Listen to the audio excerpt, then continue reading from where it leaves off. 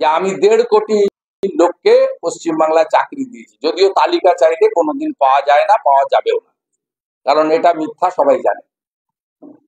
তাই আশা করব আগামীকাল আপনার লেঠেল বাহিনীকে আপনি বিরত করবেন। যদি বিরত না করেন, আমরা অন্যায়ভাবে উইদাউট নোটিশ যে গরিব লোকগুলো বিশেষ করে একটা নির্দিষ্ট জনগোষ্ঠীর উপরে আক্রমণ আনা হচ্ছে, আমরা ভারতীয় জনতা পার্টি তাদের সঙ্গে থাকব। আমি তাদেরকে বলবো যে যে এলাকায় এই ধরনের অত্যাচার হয়েছে, যেভাবে আমরা টিভিতে দেখেছি, চোখের জল দেখেছি, গোটা বাংলা নড়ে গেছে, মায়েদের চোখের জল যেভাবে দেখেছে, আজকে যেভাবে বেহালাতে বুলডোজার নিয়ে গিয়ে গুঁড়িয়ে দেওয়া হয়েছে, তাদেরকে জিনিসপত্র সরানোর সুযোগ দেওয়া হয়নি, এবং ছোট ছোট রেডিমেড গার্মেন্ট থেকে শুরু করে সামান্য স্টেশনারি গুডস বা অন্যান্য যা সামান্য জিনিস, প্লাস্টিক বলুন, সিলভার বলুন, যেগুলো বিক্রি হচ্ছে, যেভাবে লালবাজারের পুলিশরা পুলিশের প্রিজন ভ্যানে যেভাবে অন্যায় ভাবে তুলে নিয়ে আসার ছবি দুদিন ধরে প্রকাশিত হয়েছে, এটাকে হকার উচ্ছেদ বা জনগণের স্বার্থের কাজ বলা যায় না, এটাকে মানবতা বিরোধী। লোকসভা নির্বাচনে পশ্চিমবঙ্গে 29টা আসন পাওয়ার দম্ভের বহিঃপ্রকাশ, এবং পুরসভা কর্পোরেশন এলাকায় হারের যে তীব্র জ্বালা যন্ত্রণা, যে জ্বালা যন্ত্রণা 2021 সাল থেকে নন্দীগ্রাম থেকে উনি বয়ে নিয়ে যাচ্ছেন, সেই জ্বালা যন্ত্রণার বহিঃপ্রকাশ বলে আমি মনে করি। আগামীকাল সিদ্ধান্ত পুনর্বিবেচনা না হলে আগামী পরশু থেকে যেখানে হকার উচ্ছেদ করবে, সেখানে পশ্চিমবাংলার জনগণকে, সমস্ত ধরনের মানুষকে, এলাকার ক্লাব, প্রতিষ্ঠান, জনপ্রতিনিধি, বিজেপির কার্যকর্তা, তাদের সকলকে আমি অনুরোধ করব, বিরোধী দলনেতা হিসাবে বাধা দিন। কি করবে? গ্রেফতার করবে, নিয়ে আসুন, এবং প্রয়োজন হলে আমিও যদি আগাম জানতে পারি কোথাও হচ্ছে উইদাউট নোটিশ, আমি লিডার অব অপোজিশন হিসেবে আমি নিজেও বুলডোজারের সামনে বা পুলিশের সামনে দাঁড়ানোর জন্য প্রস্তুত আছি। আমার কলিগ এমএলএদেরকেও একইভাবে আমি আহ্বান করব। আমি আশা করব মাননীয় মুখ্যমন্ত্রী তার রাজধর্ম পালন করে প্রশাসনিক কর্তৃ হিসাবে তার পুলিশের ওভার অ্যাকশন, অমানবিক অ্যাকশন আগামীকালের মিটিংয়ে তিনি প্রত্যাহার করবেন। আবারও বলি, সরকারি জমি অধিগ্রহণের জন্য সুনির্দিষ্ট এসওপি প্রকাশ করে রাজ্য সরকার, কেন্দ্রীয় সরকার, রেল, বন্দর, যেখানে যার জমি অধিগ্রহণ হয়ে গেছে, বেআইনি ভাবে দখল হয়ে গেছে, সেই জমি উদ্ধার করার জন্য রাজ্যের মুখ্য সচিবের নেতৃত্বে আধিকারিকরা রাজনীতির ঊর্ধ্বে উঠে ভোট ব্যাংকের কথা না ভেবে কাজ করবে, এই appeal on behalf of opposition leader আমি জানাচ্ছি। শুভেন্দু অধিকারী দীর্ঘ বক্তব্য দিয়ে শুরু করলাম। আপনারা জানেন যে সেদিন নবান্নে পুরো বিষয়ক বৈঠকে রাজ্যের মুখ্যমন্ত্রী এইসব বিষয়গুলোকে নিয়ে বেশ ধমকে ধামকে দিয়েছিলেন, করকে দিয়েছিলেন খানিকটা। কিন্তু মূলত যে বিষয়টা নিয়ে তিনি বেশি করে বকাবকি করেছিলেন সেটা হচ্ছে যে ওই বিভিন্ন জায়গায় সরকারি জমি যে দখল হয়ে গেছে সেই জমিগুলোকে দখল মুক্ত করা, সেটার জন্য তিনি বেশি বকাবকি করেছিলেন। আর হকার বা অন্যান্য জায়গায় সৌন্দর্যায়ন নিয়ে কিছু কথা বলেছিলেন। এই হকার টকার বিভিন্ন জায়গায় বসে থাকলে, জায়গায় জুড়ে বসে থাকলে লাল তিপ্পল, কালো তিপ্পল আপনারা শুনেছিলেন, তিপ্পল, ত্রিপল বলতে আমি শুনি না, তিপ্পল, যাই হোক। তো এখন ওই সরকারি জমি উদ্ধারের যে বিষয়টা, সে বিষয়ে কোনো উচ্চবাচ্য দেখছি না।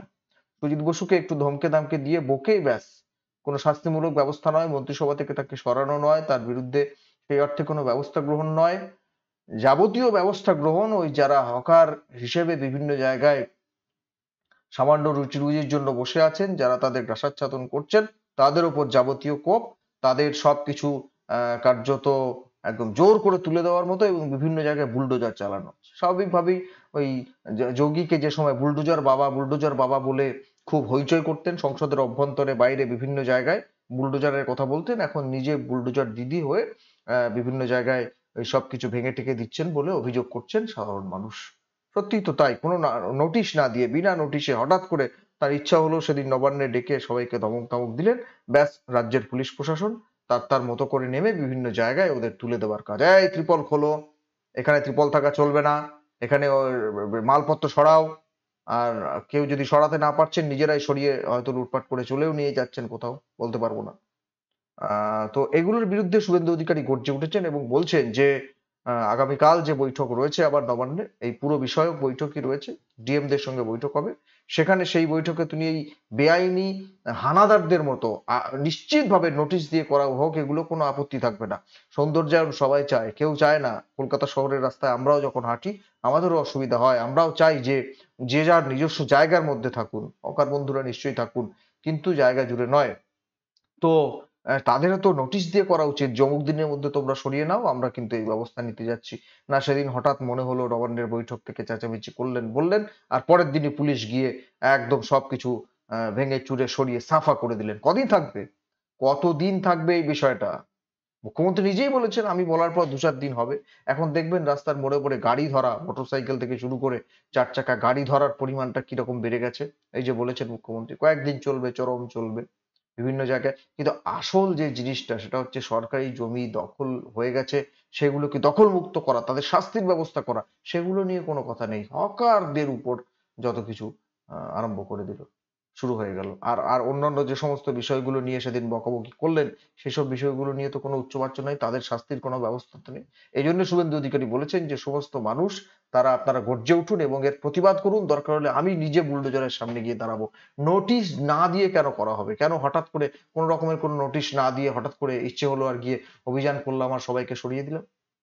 আর সবাইকে সরিয়ে দেওয়া নয়, সব জায়গায় যাচ্ছেন না, এটাও খুব ঠিক কথা, সব জায়গায় যাচ্ছেন না, নির্দিষ্ট করে বেছে বেছে বেছে বেছে 2-1টা জায়গায় যাচ্ছেন, বাকি সব জায়গায় যেতে পারবেন না। কেন পারবেন না সে আপনারা জানেন। শুভেন্দু অধিকারী বলছেন যে পুরসভায় লোকসভার যে পুরসভায় ভিত্তিক ফলাফল, সেখানে হারের যে ভয়ঙ্কর জ্বালা, যে জ্বালা তিনি বিধানসভা নির্বাচনের সময় থেকে ওই 1956 ভোটে নন্দীগ্রাম থেকে পরাজয়ের জ্বালা বুকে নিয়ে বেড়াচ্ছেন, সেই একই জ্বালা পৌরসভা ভিত্তিক ফলাফলে বেড়েছে। রাজ্যে অনেকগুলো পৌরসভা এবং কর্পোরেশন এলাকায় বিজেপি ব্যাপকভাবে এগিয়ে রয়েছে। সল্টলেকের মতো এলাকায় বিজেপি এগিয়ে রয়েছে, শ্যামপুকুরের মতো এলাকায় বিজেপি এগিয়ে রয়েছে। সুতরাং মূলত সেই এলাকাগুলোকে খানিকটা জব্দ করতে, কবজায় নিতে এই কাণ্ডগুলোকে করা হচ্ছে। আর শুভেন্দু অধিকারী বক্তব্য শোনালাম, তিনি বলেছেন যে কালকের মধ্যে যদি এই বিষয়ে তিনি পুনর্বিবেচনা না করেন, বন্ধ না করেন, তাহলে পরশুদিন থেকে এই বুলডোজার যদি অত্যাচার চলতেই থাকে তিনি সামনে গিয়ে দাঁড়াবেন, সব মানুষকে সম্মিলিতভাবে এগিয়ে এর প্রতিবাদ করতে তিনি আহ্বান জানিয়েছেন। কুণাল ঘোষ তৃণমূল কংগ্রেসের কি মুখপাত্র, না প্রাক্তন মুখপাত্র, প্রাক্তন রাজ্য সাধারণ সম্পাদক, তিনি কি বলেছেন শুনুন তো। তার সংক্ষিপ্ত বক্তব্য যখন সাংবাদিকরা প্রশ্ন করলেন যে যোগীর সঙ্গে যে দিদির তুলনা করা হচ্ছে বুলডোজার দিদি বলে, তখন কি বলবেন দেখুন। হাসির কথা, কিভাবে বলবো শুনুন, দেখুন আপনারা। বুলডোজার ব্যবহার করছে, তাকে নিয়ে বিরোধীরা যোগীর সঙ্গে মমতা বন্দ্যোপাধ্যায় তুলনা করছেন যে বুলডোজার মুখ্য। এ তো খুব অযৌক্তিক তুলনা, এটা একেবারে সম্পূর্ণভাবে এগুলো কোনো যুক্তিসম্মত তুলনা হতে পারে না। যেখানে কোনো ধাঁচা সরানোর বিষয়, সেখানে যে যন্ত্র ব্যবহার করলে ধাঁচাটা সরানো যায় তো সেই যন্ত্রই ব্যবহার হবে। আর যে জায়গাটাতে মুখে হাতে হাতে জিনিসপত্র সরে যাচ্ছে সেখানে অন্য কোনো যন্ত্রপাতির কোনো প্রয়োজন পড়বে না। বিষয়টা হচ্ছে অমানবিকভাবে উত্তরপ্রদেশ বা বিজেপি শাসিত জায়গাগুলো একটা দানবিক কায়দায় সন্ত্রাস চলে, আর এখানে হকারদের স্বার্থ সুরক্ষিত রেখে তাদের শুধু নিয়মের মধ্যে রাখার একটা প্রক্রিয়া চলছে, যাতে পথচারীদের অসুবিধা না হয়, সৌন্দর্যায়নে বিঘ্ন না ঘটে, পথ নিরাপত্তায় কোনো রকম উদ্বেগজনক পরিস্থিতি তৈরি না হয়। যে আমি 1.5 কোটি লোককে পশ্চিমবাংলায় চাকরি। ছেলে ভুলানো কথা আর কাকে বলে? ছেলে ভুলানো কথা আর কাকে বলে? উত্তরপ্রদেশে দানবীয় কায়দায় বুলডোজার চালানো হয়, আর এখানে অত্যন্ত মানবিকভাবে বুলডোজার দিয়ে জিনিসগুলো খালি একটু সরিয়ে দেওয়া হচ্ছে। উত্তরপ্রদেশে কোনো একদম গিয়ে দানবিক কায়দায় সবকিছু ভেঙে চুরে চুরমার করে দেওয়া হয়, আর এখানে বুলডোজার দিয়ে হকারদের জিনিসপত্রগুলো সরিয়ে দেওয়া হচ্ছে। ছেলে ভোলানো কথা নয়, মানুষকে বিভ্রান্ত করার মতো কথা নয়, সৌন্দর্যায়নের জন্য মানে যতটুকু না হলে নয় সেইটুকু করে দেওয়া হচ্ছে মানবিক দৃষ্টিভঙ্গি দিয়ে। কুণাল ঘোষ আজকে আবার বলেছেন যে মনে রাখবেন বাবা মা বলে যখন সেই অর্থে হকার উচ্ছেদ হতো তখন মমতা বন্দ্যোপাধ্যায় গড়িয়াহাটের মোড়ে চটের ব্যাগ বিক্রি করে প্রতিবাদ করেছিলেন। তিনি গড়িয়াহাটের মোড়ে বসে চটের ব্যাগ বিক্রি করে প্রতিবাদ করেছিলেন। হ্যাঁ, তিনি তো এখন সরকারে, তিনি তো জ্বালাটা আগে বুঝবেন। তাহলে নোটিশ না দিয়ে কেন সবার মুখের ভাত কেড়ে নেওয়ার জন্য, মুখের খাবার কেড়ে নেওয়ার জন্য হঠাৎ করে ভেঙে চুরে সবকিছু তুলে দেওয়া হবে? নোটিশ কেন দেওয়া হবে না? কেন নোটিশ দেওয়া হবে না? 1 নম্বর কথা।